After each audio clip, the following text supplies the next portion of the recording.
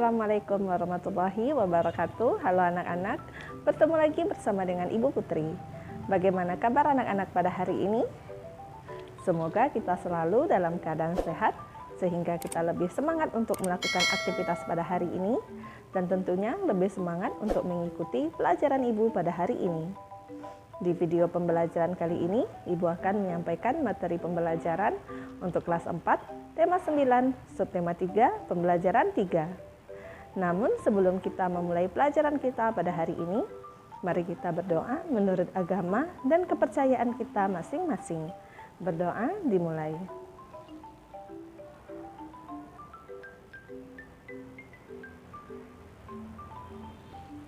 Berdoa selesai.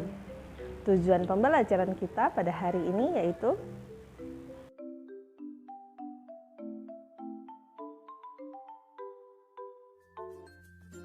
kita semua tahu bahwa energi sangat dibutuhkan oleh manusia. Energi digunakan untuk melakukan berbagai aktivitas. Energi yang paling banyak digunakan oleh manusia adalah minyak bumi dan batu bara. Bayangkan berapa juta liter minyak bumi yang dihabiskan dalam sehari untuk menjalankan jutaan kendaraan bermotor dan ribuan pabrik di dunia ini. Padahal persediaan minyak bumi dan batu bara terbatas. Energi minyak bumi dan batu bara berasal dari fosil makhluk hidup yang berproses selama jutaan tahun yang lalu. Apabila habis, minyak bumi tidak bisa diperbarui atau tidak diadakan kembali. Demikian juga dengan batu bara yang berasal dari tumbuhan. Ada kekhawatiran bahwa suatu saat nanti kita akan kehabisan energi minyak bumi dan batu bara. Bagaimana jika energi minyak bumi dan batu bara habis? Apakah aktivitas manusia akan terhenti? Sebelum hal itu terjadi, sudah saatnya kita memikirkan energi alternatif demi kelangsungan hidup manusia. Adakah energi yang tidak akan habis dan tersedia secara melimpah di sekitar kita? Ya, tentu saja ada. Energi tersebut disebut energi alternatif. Coba perhatikan gambar-gambar energi alternatif berikut ini. Ayo berdiskusi pada halaman 120. 1. Apa yang dapat dilakukan ketika sumber energi yang kita gunakan selama ini habis? Yang dapat kita lakukan ketika sumber energi yang kita gunakan selama ini habis adalah dengan mencari sumber energi baru dan menggunakan energi alternatif untuk menggantikan energi yang telah habis tersebut. Energi yang habis ini umumnya yang tidak terbaharukan, sementara energi alternatif adalah jenis energi pengganti yang terbarukan. 2. Tulislah yang kamu ketahui tentang energi alternatif. Energi alternatif adalah energi yang dapat membantu dan sumber energi itu dari bahan-bahan selain bahan-bahan yang biasa dipakai untuk pembuatan energi. Manusia memerlukan sumber energi lain atau energi alternatif untuk memenuhi kebutuhannya. Sumber energi alternatif berasal dari sumber energi yang dapat diperbarui. Contohnya sinar matahari, angin, air, panas bumi, gelombang laut, dan biomasa. Mari kita mencari tahu lebih lanjut. Sumber energi alternatif merupakan sumber energi yang bukan sumber energi tradisional, yaitu bahan bakar fosil seperti batu bara, minyak, dan gas alam. Sumber energi alternatif yang dikembangkan saat ini memanfaatkan sumber energi yang tersedia di alam dan tidak akan habis, yaitu matahari, angin, air, dan panas bumi. 1. Matahari. Matahari merupakan sumber energi utama di bumi. Hampir semua energi yang berada di bumi berasal dari matahari. Energi panas yang dihasilkan dapat digunakan untuk memanaskan ruangan, memanaskan air, dan keperluan lain. Pada saat ini, sel-sel surya yang sudah biasa dijumpai di atap-atap rumah, rumah sakit, dan hotel-hotel. 2. Angin. Angin adalah gerakan udara di permukaan bumi yang terjadi karena perbedaan tekanan udara. Angin telah dimanfaatkan sejak dahulu sebagai sumber energi pada perahu layar dan kincir angin tradisional. Saat ini, energi angin digunakan untuk menghasilkan listrik melalui alat yang disebut aerogenerator. 3. Air. Air yang deras merupakan sumber energi gerak. Energi itu biasa dimanfaatkan sebagai pembangkit tenaga listrik. Oleh karena itu di PLTA atau pembangkit listrik tenaga air dibuat bendungan air di tempat yang tinggi. Air yang dibendung tersebut kemudian dialirkan menurun sehingga akan mengalir. Seperti air terjun yang deras, energi gerak dari air terjun tersebut digunakan untuk memutar generator pembangkit listrik. 4. Panas bumi. Energi panas bumi atau energi geotermal merupakan energi yang berasal dari panas yang disimpan di bawah permukaan bumi. Bumi yang terbentuk seperti bola sesungguhnya tersusun dari lapisan-lapisan. Pusat bumi terbentuk dari lapisan batuan yang sangat panas. Hal itu menunjukkan bahwa bumi merupakan sumber energi panas yang sangat besar. Pengembangan energi geotermal saat ini hanya layak di daerah dekat lempeng tektonik. Ini juga menjadi alasan hanya ada 24 negara di dunia yang memanfaatkan energi panas bumi saat ini. 5. Gelombang air laut. Gelombang air laut saat memecah di pantai menghasilkan banyak energi. Energi ini dapat diubah menjadi energi listrik. 6. Bahan bakar bio. Bahan bakar bio merupakan bahan bakar yang berasal dari makhluk hidup, baik hewan maupun tumbuhan. Bahan bakar bio yang berasal dari tumbuhan diantaranya tumbuhan berbiji yang mengandung minyak seperti bunga matahari, jarak, kelapa sawit, kacang tanah, dan kedelai. Bahan bakar tersebut dikenal sebagai biodiesel. Biodiesel dapat digunakan untuk menggantikan solar. Singkong, ubi, jagung, dan sagu dapat diubah menjadi bioetanol. Bioetanol dapat menggantikan bensin atau premium. Bahan bakar bio juga dapat berasal dari kotoran hewan. Bahan bakar tersebut dikenal sebagai biogas. Kotoran hewan yang ada dimasukkan ke dalam ruangan bawah tanah atau lubang. Penguraian kotoran hewan dengan bantuan bakteri akan dihasilkan gas metana yang digunakan sebagai sumber energi panas kompor. Selain itu, bahan bakar ini dapat juga dimanfaatkan untuk bahan bakar kendaraan bermotor. Kompor biogas kotoran sapi makin diminati. Program pemerintah untuk menghemat energi direspon positif oleh warga masyarakat. Salah satunya Latif Wilopo. Latif Wilopo adalah merupakan warga desa Ngreco, Kecamatan Kandat, Kabupaten Kediri, Jawa Timur. Dia dan keluarganya memanfaatkan kotoran sapi untuk dibuat kompor biogas. Kini dia dan keluarganya tidak perlu lagi pusing-pusing membeli tabung gas LPG oleh karena dia telah membuat instalasi kompor biogas hemat energi yang memanfaatkan kotoran sapi.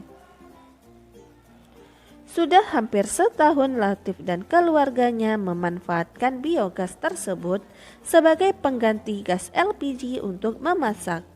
Hasilnya, juga cukup lumayan karena uang belanja untuk membeli gas LPG dapat dihemat untuk keperluan lainnya.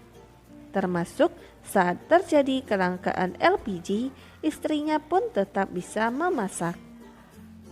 Menurut Latif, memakai tabung gas LPG dengan biogas dari kotoran sapi tidak ada bedanya serta tidak berpengaruh pada rasa masakan. Meskipun biogasnya dari kotoran sapi, masakannya pun tetap lezat. Selain itu juga murah. Sebelum memakai biogas kotoran sapi, setiap bulannya Latif harus mengeluarkan biaya Rp52.000 untuk membeli gas LPG dan belum lagi jika terjadi kenaikan harga LPG. Namun sekarang dia sudah tidak perlu lagi membeli gas LPG. Ide membuat instalasi kompor biogas muncul karena di belakang rumahnya menjadi tempat kandang kelompok peternak sapi. Ada sekitar 10 ekor sapi yang setiap hari menghasilkan sekitar 200 kg limbah kotoran sapi yang terbuang sia-sia. Limbah kotoran sapi tersebut hanya dipakai sebagai pupuk kandang. Ayo berlatih pada halaman 124. 1. Apakah yang dimaksud biogas kotoran sapi?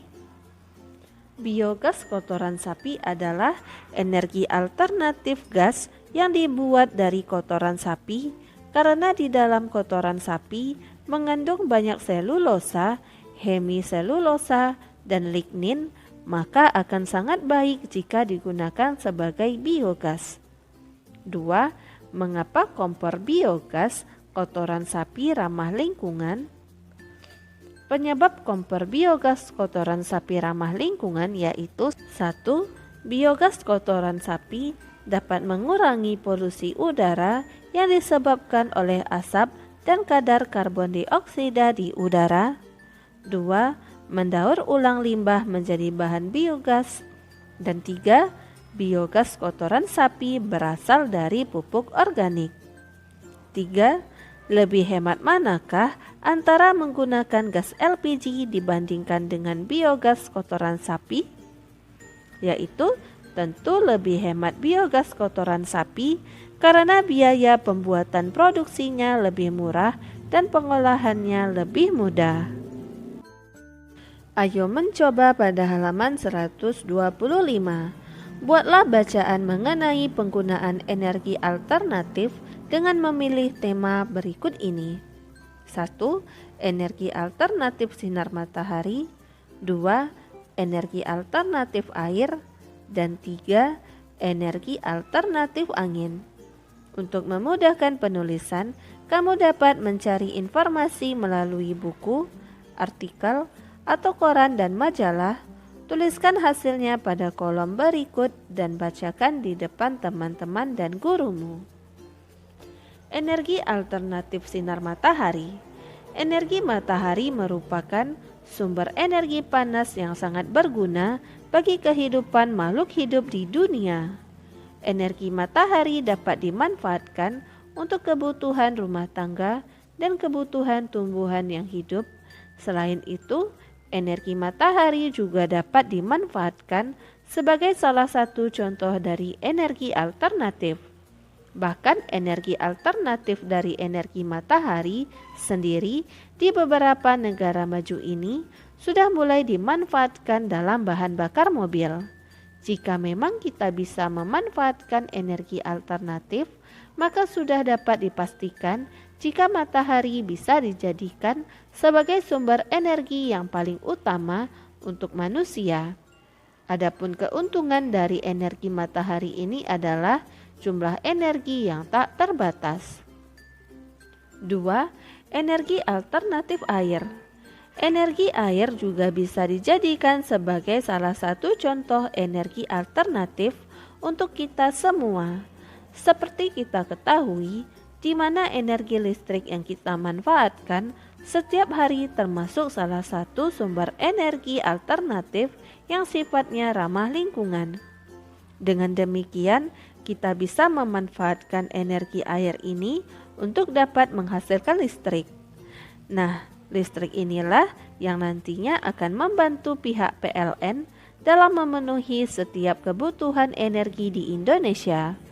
Tak hanya itu saja, pemanfaatan batu bara yang saat ini digunakan dalam pembangkitan tenaga listrik akan semakin berkurang jika kita bisa memanfaatkan energi air secara optimal. 3. Energi alternatif angin. Energi angin yang sangat penting bagi kehidupan manusia. Angin sudah digunakan sejak dulu sebagai penggerak perahu layar. Energi angin ini juga bisa dimanfaatkan sebagai energi alternatif untuk menghasilkan energi listrik. Penggunaan energi alternatif merupakan satu bentuk usaha yang dapat dilakukan untuk melestarikan lingkungan sekaligus untuk menjaga kelangsungan hidup manusia. Namun, kesadaran untuk melakukan usaha-usaha pelestarian lingkungan tersebut tidak sepenuhnya disadari dan dilakukan oleh masyarakat. Bahkan ada sebagian masyarakat yang berperilaku tidak bertanggung jawab yang mengakibatkan kerusakan lingkungan. Ayo berlatih pada halaman 126. Carilah informasi dan data dari berbagai sumber referensi, bisa buku, majalah, koran, dan artikel mengenai pencemaran yang mengakibatkan perubahan alam. Analisislah penyebab atau perilaku dan benda serta akibatnya. Tulislah hasilnya pada kolom berikut. Pemakaian benda atau zat yang dapat mengakibatkan perubahan pada alam. Yang pertama, nama benda atau zat yaitu pupuk kimia. Perubahan pada alam sebab penggunaan yang berlebihan dalam jangka panjang. Akibat, mengurangi kesuburan tanah, menurunkan produktivitas pertanian. Sifat, merusak. Nama benda atau zat yang kedua yaitu deterjen. Perubahan pada alam sebab pemakaian deterjen yang berlebihan dan pembuangan sisa deterjen ke sungai dan tanah. Akibat, pencemaran lingkungan. Sifat, merusak. Nama benda atau zat yang ketiga yaitu pewangi atau parfum. Perubahan pada alam sebab penggunaan pewangi dalam bentuk semprot yang mengandung kloro, fluoro, karbon atau CFC. Akibatnya menyebabkan tipisnya lapisan ozon yang semakin tipis bahkan jika berlubang sangat berbahaya bagi kehidupan di bumi. Sifat, tidak berasa dan merusak. Nama benda atau zat yang keempat yaitu karbon monoksida. Perubahan pada alam yaitu sebab gas yang dikeluarkan kendaraan bermotor. Akibat, mengganggu pengikatan oksigen oleh darah. Sifat, tidak berasa, tidak berbau, tidak iritatif, dan tidak berwarna. Dan nama benda atau zat yang kelima yaitu pestisida. Perubahan pada alam sebab rantai makanan tidak sehat. Akibat, kesuburan tanah berkurang. Sifat, merusak. Ayo mengamati pada halaman 127. 1. Identifikasikanlah kegiatan-kegiatan masyarakat di sekitar tempat tinggalmu yang dapat mempengaruhi keseimbangan lingkungan. Kegiatan manusia yang mempengaruhi keseimbangan lingkungan sekitar yaitu 1. Pertambangan, 2. Pembukaan lahan, 3. Industri, dan 4. Pembuangan sampah non-organik sembarangan. 2. Coba amati gambar di bawah ini dengan seksama. Pada gambar pertama, jelaskan keterkaitan antara perilaku orang pada gambar dengan keseimbangan alam. Keterkaitan antara perilaku orang pada gambar 1 dengan keseimbangan alam adalah mengakibatkan kepunahan jenis burung dan mengganggu rantai makanan. Pada gambar kedua, Jelaskan keterkaitan antara perilaku orang pada gambar dengan keseimbangan alam. Keterkaitan antara perilaku orang pada gambar 2 dengan keseimbangan alam adalah mengakibatkan makhluk hidup kehilangan tempat tinggal dan sumber makanannya, serta dapat mengakibatkan bencana alam seperti banjir, kekeringan, dan tanah longsor. Ayo berlatih pada halaman 128. Salah satu kewajiban manusia adalah menjaga lingkungan alam. Apa yang terjadi jika manusia tidak melaksanakan kewajiban tersebut? Carilah jawaban pertanyaan tersebut dengan bertanya kepada narasumber di sekitarmu. Kamu dapat bertanya kepada orang tuamu, bapak atau ibu guru, atau orang-orang lain di sekitarmu. Laporan hasil wawancara, pertanyaan yang diajukan yaitu, apa akibatnya jika manusia tidak melaksanakan kewajiban terhadap lingkungan alam? Hasil wawancara yang pertama jawabannya, terjadinya pencemaran udara, menyebabkan berbagai penyakit, rusaknya lingkungan sekitar, terjadinya bencana banjir, terjadinya tanah longsor, terjadi kebakaran hutan, punahnya beberapa tumbuhan, penurunannya produksi oksigen oleh tumbuhan, banyaknya tumbuhan yang mati karena tidak dirawat, dan punahnya hewan karena tempat tinggalnya dirusak oleh manusia. Kesimpulan, jika manusia tidak melaksanakan kewajibannya terhadap lingkungan alam akan rusak.